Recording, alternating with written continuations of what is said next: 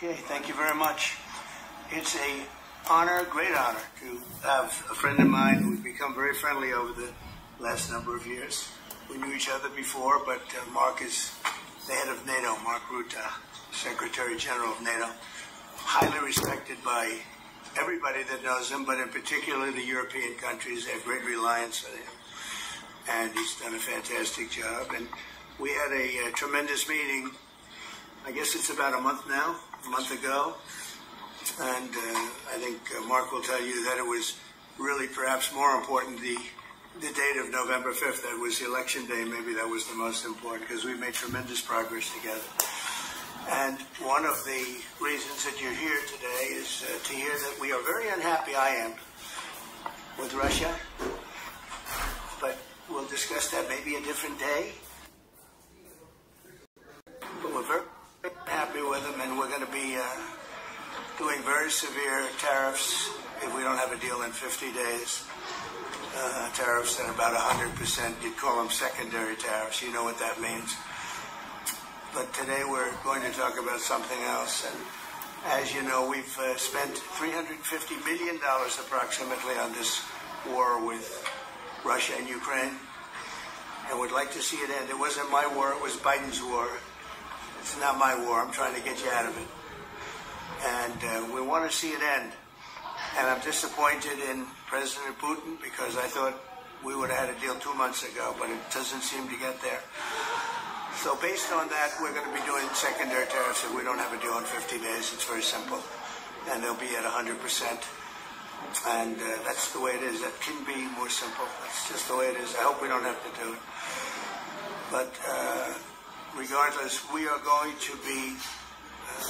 we make the greatest military equipment in the world, whether it's missiles. You saw that recently in Iran, the way those planes flew in. They had every single 14 bombs hit every target. Then you had the helicopters shoot a total of 30 bombs. 30. It was about a 15. That's how successful it was. That's how lethal it was.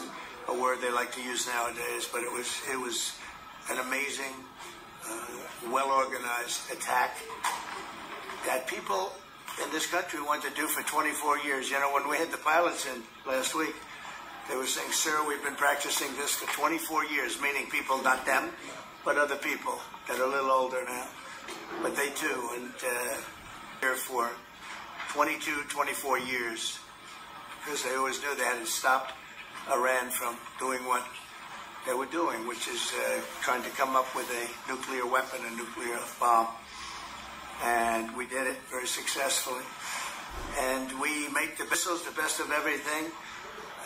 The European nations know that. And we made a deal today, and I'm going to have Mark speak about it, but we've made a deal going to be sending them weapons, and they're going to be paying for them. The United States will not be having any payment made. We're not buying it, but we will manufacture it, and they're going to be paying for it. Our last meeting of a month ago was very successful in that they're paying for it. Our last meeting of a month ago was very successful in that they agreed to 5%, which is more than $1 trillion a year, so they have a lot of money. And these are wealthy nations. They have a lot of money, and they want to do it. They feel very strongly about it, and we feel strongly about it, too. But we're in for a lot of money, and we don't want to anymore. And we can. But we make the best, and we're going to be sending the best to NATO, and in some cases to maybe, at Mark's suggestion, if we go to Germany, where they're going to send early on missiles, and they'll be replaced, and NATO is going to take care of it. It's going to be coordinated by NATO, and they're going to work very much with Matt Whitaker, who's right here, who's a great ambassador, and Matt's going to be coordinated. You better do a good job, Matt. I will. But Matt's going to coordinate. He's a very talented guy. He's going to coordinate everything. So in a nutshell, we're going to make top-of-the-line weapons, and they'll be sent to NATO. NATO may choose to have certain of them sent to other countries where we can get a little additional speed, where the country will release something and it'll be mostly in the form of a replacement. And I'd like to have Mark, and again, just a highly respected, pretty young guy for having had the career that he's had, because he had an amazing career before going to NATO, so together over the last couple of months. And if you could say a few words of Absolutely. Thank you. No, Mr. President, Donald, this is really big. This is really big. You called me on Thursday that you had taken a decision. And the decision is that you want Ukraine what it needs to have to maintain, to be able to defend itself against Russia, but you don't want Europeans to pay for it, which is totally logical. And this is building on the tremendous success of the NATO summit. The 5%, but also the decision to keep Ukraine strong and the decision to increase our defense industrial production.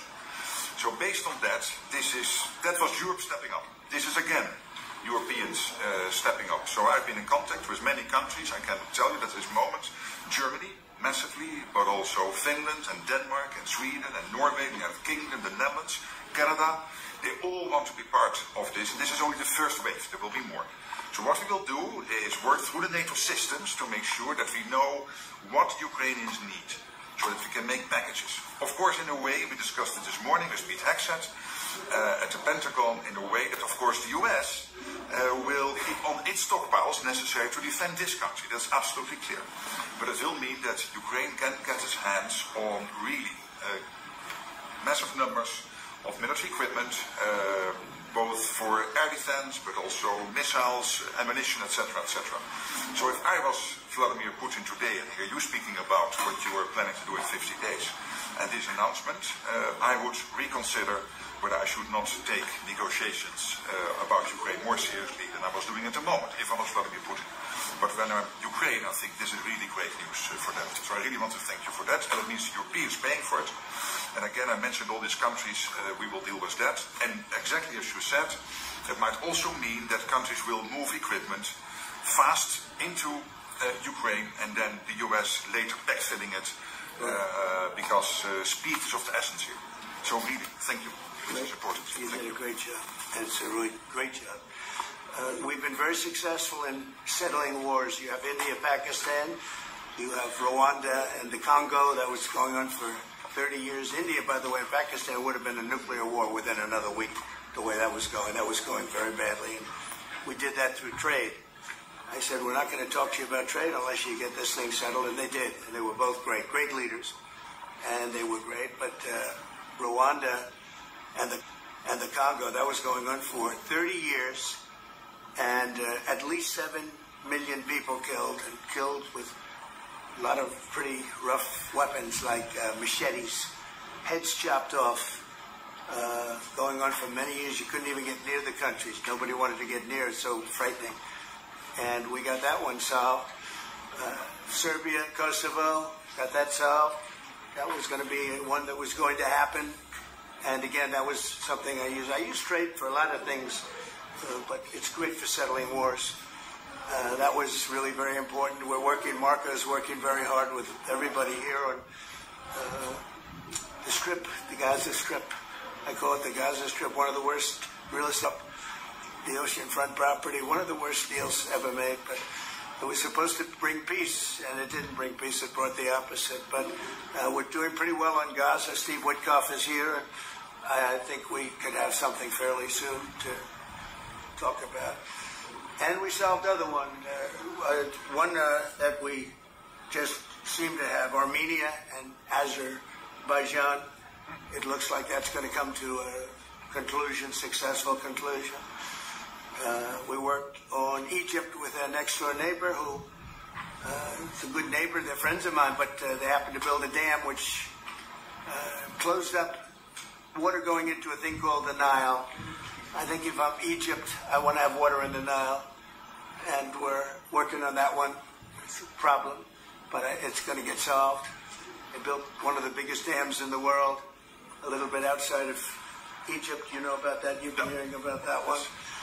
And that turned out to be a big problem. I don't know. I think the United States funded the dam. I don't know why they didn't solve the problem before they built the dam.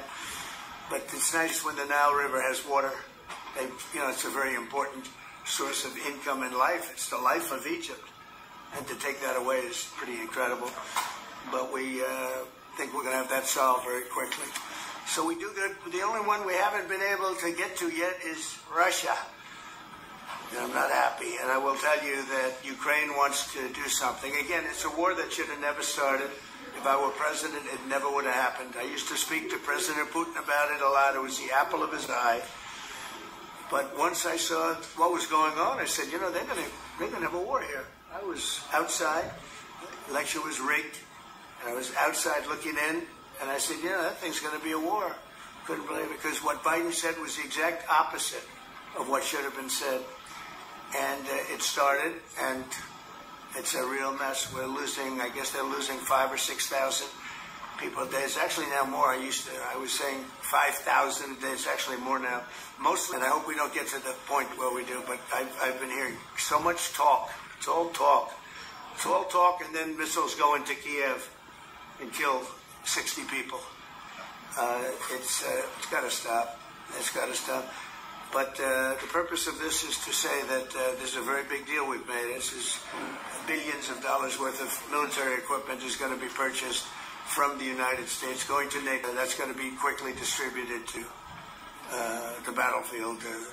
Ukraine will take it up. And, you know, say what you want about Ukraine. When the war started, they had no chance.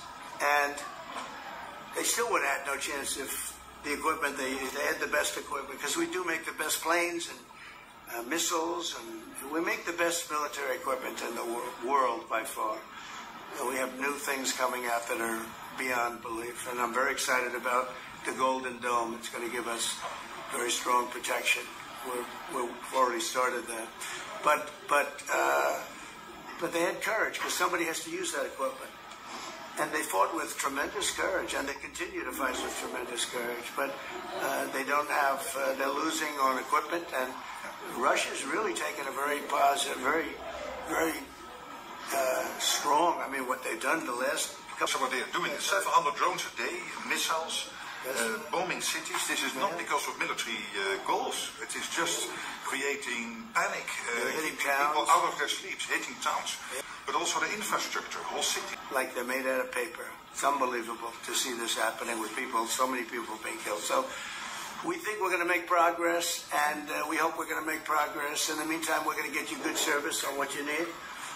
And we really became friendly with NATO this last meeting. You know, we went from 2% successful countries in the world. So that's just going to, we hope that's going to have an impact on Vladimir Putin. And we hope it's going to have an impact on Ukraine also. We want to make sure that Ukraine does what they have to do. All of a sudden they may feel emboldened, or maybe they don't want. You know, this is a very difficult situation.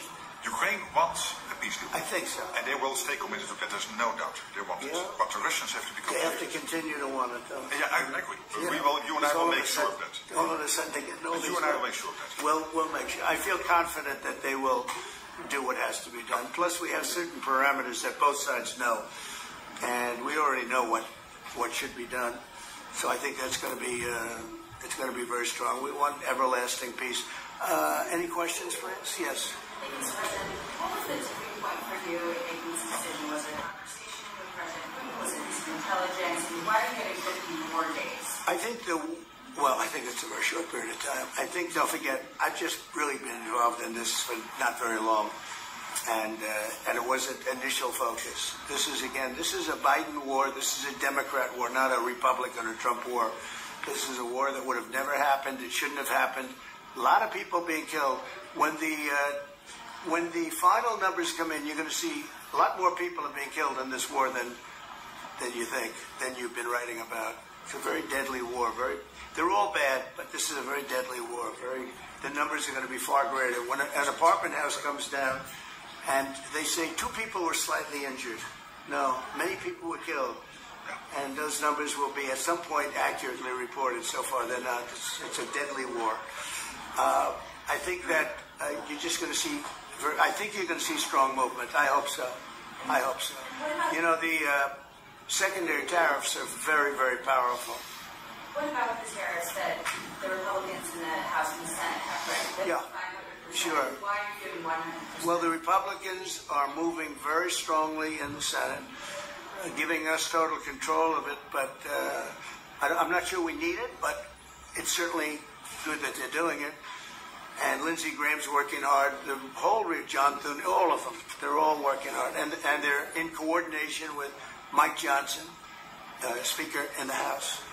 And I think they've actually crafted a pretty good piece of legislation that's probably going to pass very easily, and that includes Democrats. And there's some little tweaks, but I don't want to say I don't need it because I don't want them to waste their time. It could be very useful. We'll have to see. But we can do secondary. We're probably talking about 100% or something like that. We can do secondary tariffs without the Senate, without the House. But what they're crafting also could be very good. So are you suggesting then that the Congress should move forward with those sanctions, the 500%, and that your 100 would be a separate additional package? Yeah, I mean, the 500 is, sort of meaningless after a while because at a certain point it doesn't matter. It's not going to be, is 100 is going to serve the same function. But, yeah, I have it at 100%. They may have it, I don't know what they're going to end up with. They may have it at 100 too. They may have it at 500. But they're doing some good work in the House, and I think in the House and the Senate. And as you know, they're coordinated. And they can have it done quickly. They said they'll have it as quickly as I need it. So we'll see. We're talking to them. In fact, John Thune's coming over later on to talk. Yeah, he's gonna come over to them. What? Is it your view that Vladimir Putin Did he misguide us? did not clarify his intention? Yeah. Well. And what happens now in the next phase? You're going to see. I mean, we're going to go for a period of time. Maybe he'll start negotiating. I think I felt, I don't know about you, Mark, but I felt that we had a deal about 4 times. And here we are, still talking about it. And he didn't send serious people to the negotiations. So I remember that you were able, with Marco Rubio and with Steve Witkoff, to get these talks going in Istanbul. Yep. I remember I was myself in Turkey for NATO business in May, and we really put pressure on the Ukrainians to send a senior team into Istanbul, and they did. But then the Russians came up with this historian explaining history of Russia since 1250. We thought, and I thought, we should have had a deal done a long time ago. But it just keeps going on and on and on, and every night people are dying. A lot of Russian soldiers are dying, by the way, and a lot of Ukrainian soldiers too. But a lot of Russian soldiers are dying. 100,000 Russian soldiers since 1st of January. Since January, 100,000 Russian soldiers dead since January. So if anybody in Moscow is listening to this, again, 100,000 dead Russians since January. This is what President Putin is doing at the moment. Yeah, please. Will these be Patriot missiles specifically, or Patriot batteries that you're running? Everything. It's everything. It's Patriots. It's all of them. It's a full complement with the batteries. Yeah. When do you expect them to arrive? Well, we're going to have some come very soon, within days, actually. Because a couple of the countries that have Patriots are going to swap over and will replace the Patriots with the ones they have, and Matt will coordinate with NATO. But so it's going to be, they're going to start arriving very soon. And this afternoon, Boris Pistorius, the German defense minister, is visiting Pete Hegseth, Secretary of Defense, and we'll discuss also, I think, on this whole Patriot thing. Norway is involved, so that's on the Patriots, but this whole deal is also about missiles, about ammunition, so it's broader than Patriots. We have one country that has 17 Patriots getting ready to be shipped. They're not going to need them for them. So we're going to work a deal where the 17 will go, or a big portion of the 17 will go to the war site. And that can be done very quickly. Mr. President. Yeah, please. Could this transaction with NATO be viewed as a step towards achieving peace, letting Putin know that now Zelensky has a little bit more powerful tools in his tool chest, and maybe that brings him to the table to achieve peace? I know that you do that. Brian, that's what we've been saying. I think you might have expressed it better if you wanted to. That's exactly what. That was a summary. It was a nice summary. I think he's done better than us. He's a very good guy. I can tell you that. But no, it's well said. Yeah, I think this is a chance at getting peace, or it's just going to be the same thing. And I have to tell you, Europe has a lot of spirit for this war. A lot of people, when I first got involved, I really didn't think they did, but they do. And I saw that a month ago when you were there, most of you, many of you were there. The level of esprit de corps, spirit that they have is amazing. They really think it's a very, very important thing to do, or they wouldn't be doing it. Look, they're agreeing to, they're paying for everything. We're not paying anymore. We have an ocean separating us. I said, we have a problem. We make the best stuff, but we can't keep doing this. And Biden should have done this years ago. He should have done it from the beginning, but he didn't. He didn't know he was there. This guy, what a horrible job they did for this country. And I just hope between the border and this and so many other inflation, what a horrible administration. The worst administration in history, in my opinion. It's not my opinion. I think it's everybody's opinion. But this is something that shouldn't have happened, and we're going to see if we can end it. I do want to make one statement. Again, I said it before. This is not Trump's war. We're here to try and get it finished and settled and whatever. Because nobody wins with this. This is a loser from every standpoint. From day this one. was Biden, and this was other people. And it's very sad. It's a very sad situation. This gentleman's doing a great job. I think he's going to get it. And Matt and everybody else that's working on it, I think you'll get this thing over with, hopefully. You've praised European countries today as standing up for Ukraine as being strong. Will you allow them to continue to negotiate tariffs lower than 30% before August 1st, or is the deal set? What does that mean? You mean you're talking about the tariffs? Oh, you're back on tariffs. You're on a more friendly tariff, right? A little bit more friendly tariff. No, we're going to be talking to people. We have, I watched the show this morning. They were talking about, well, when's he going to make the deal? The deals are already made. The letters are the deals. The deals are made. There are no deals to make. They would like to do a different kind of a deal, and we're always open to talk. We are open to talk, including to Europe. In fact, they're coming over. They'd like to talk to us.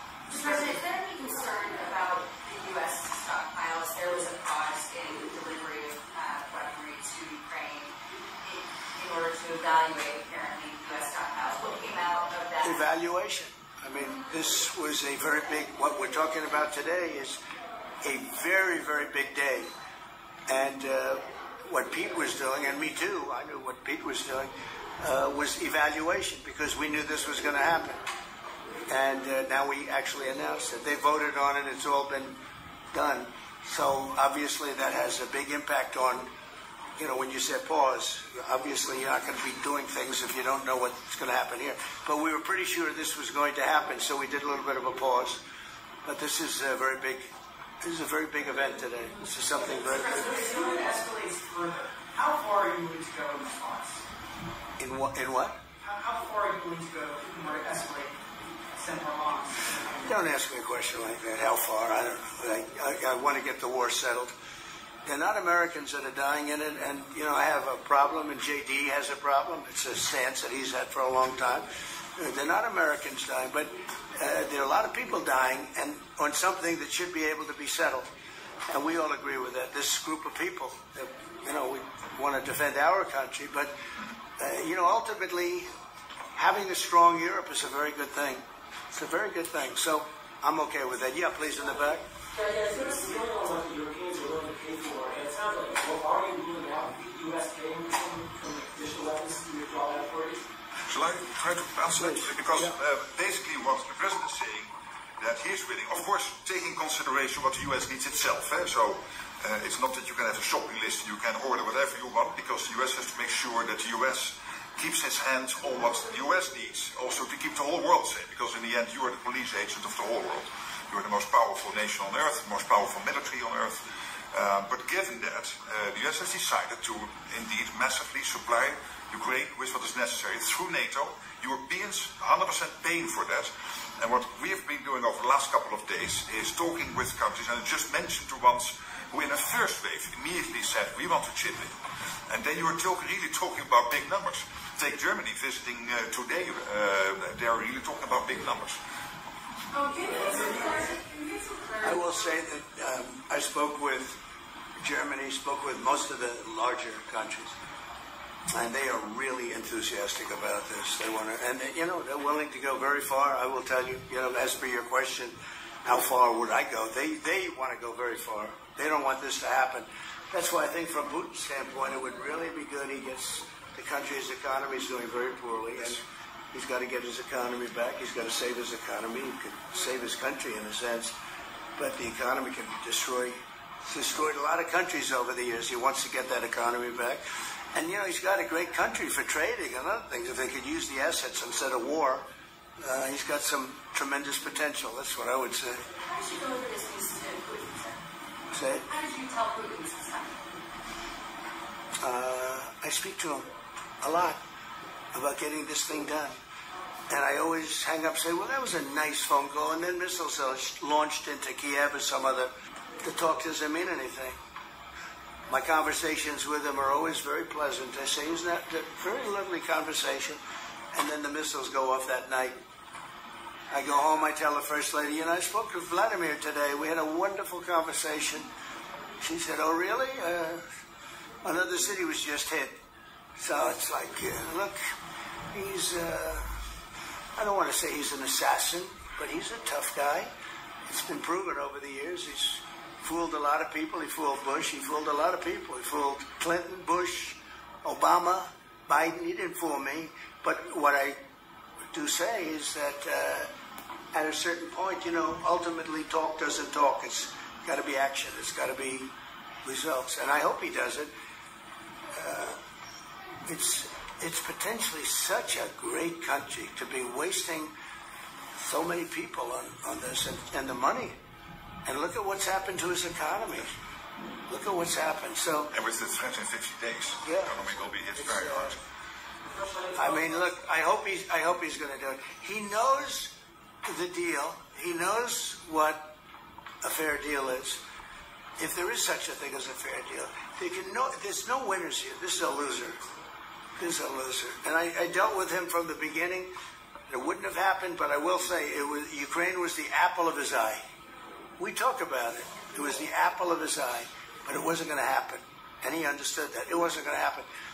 And then I noticed, after I was out, I noticed soldiers forming at the border.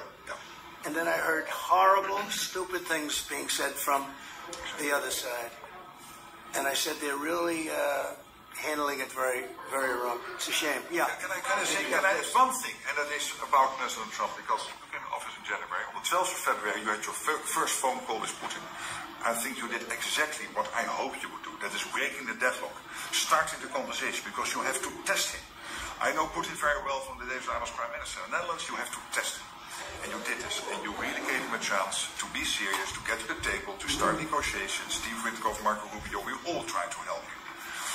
But you've now come to a point where you say, well, hey... We actually thought we had probably 4 times the deal. Yeah. I mean, you would call and you said, this looks good. Yeah. And then the deal wouldn't happen because bombs would be thrown out that night and you'd say, we're not making any deals. It was like... But you breaking the deadlock was crucial because you had to start that process. And you were the only one who was able to do that. I think we'll get it done. Do you think he's reasonable enough to negotiate? Yeah, I think we're going to get it done. I think, look,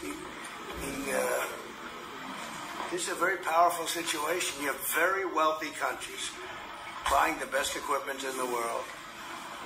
And we have the best equipment in the world. We make equipment like no other. You know, our submarines, nuclear submarines, are so powerful. They're the most powerful weapon ever built. And we have the best in the world by 20 years behind, 25 years behind us. We have the greatest equipment anywhere in the world. I just hope we don't have to use it. Yeah, please. Thank you, Mr. President. On a separate topic here, President Biden, of all people, spoke to the New York Times over the weekend.